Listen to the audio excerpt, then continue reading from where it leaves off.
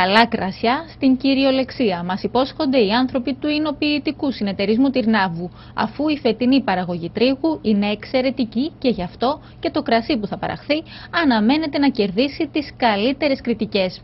Ο φετινός τρίγος χαρακτηρίζεται από την πάρα πολύ καλή ποιότητα του. Ίσως είναι η καλύτερη των τελευταίων ετών, με την έννοια ότι εγώ τουλάχιστον έχω εδώ 18 χρόνια, τέτοιες καιρικές συνθήκες δεν ξανασυνάντησα. Αυτό σε συνδυασμό με το σύστημα ολοκληρωμένης διαχείρισης ποιότητας που έχουμε εμείς εδώ στο συνεταιρισμό και παρακολουθούμε πάρα πολύ στενά, μας οδήγησε να παραλαμβάνουμε φέτος στα φύλλα αρίστης ποιότητας.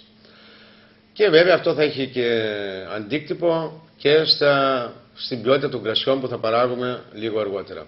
Με τη λειτουργία του όλα αυτά τα χρόνια, ο Εινοποιητικός Συνεταιρισμός Τυρνάβου στηρίζει την τοπική οικονομία με πολλούς τρόπους. Αξιοποιεί την παραγωγή σταφυλιών από την ευρύτερη περιοχή του Τυρνάβου και ενισχύει το εισόδημα των παραγωγών. Και οι παραγωγοί θα μείνουν ικανοποιημένοι, γιατί και οι ποσότητες που παρήγαγαν φέτος στα αμπέλια τους ήταν πολύ καλές, αλλά και οι τιμές με τις οποίες εμείς παραλαμβάνουμε τα σταφύλια είναι πάρα πολύ καλές, για τα σημερινά δεδομένα ιδιαίτερα. Και προσπαθούμε βέβαια να στηρίξουμε τους αμπελουργούς ολόκληρης της περιοχής και το εισόδημα βέβαια της επαρχίας Τυρνάβου και κατ' επέκταση και του νομού Λάρισσας.